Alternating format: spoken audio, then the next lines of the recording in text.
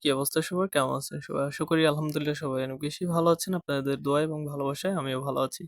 যাই হোক, রমজান মাস তো বিকেলবেলা একটু ঘোরাঘুরি পছন্দ করি।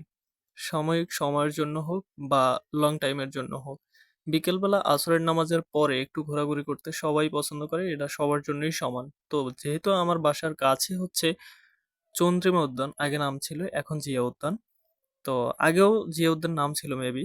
কিন্তু পরে চেঞ্জ হয়ে চন্দ্রিমা উদ্যান হয়েছে, আবার জিয়া উদ্যান হয়েছে।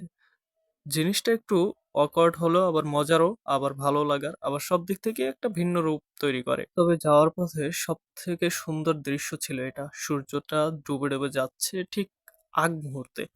হয়তো মানে রোজা খোলার, ইফতারি করার ঠিক ০.৫ ঘন্টা আগে হতে পারে এরকম। ০.৫ ঘন্টা আগেই হবে মেবি।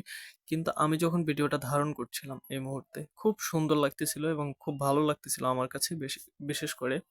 আসলে সত্যি করে বলতে গেলে শহরের জীবনযাত্রাটা একটু ভিন্ন রকমের হয়। কিরকম? যেমন ধুলোবালি, ময়লা, আবর্জনা বিভিন্ন কিছুর সাথে আপনার সম্পৃক্ততা করে জীবনটাকে চালাতে হয়।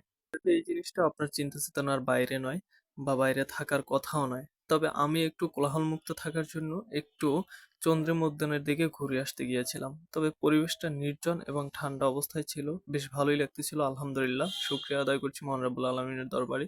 যাওয়ার পরে একটা জিনিস আমি উপলব্ধি করলাম, এখানে কিছু লাইটিং দেওয়া হয়েছে এবং আশেপাশে কিছু মানুষ জগিং করছে।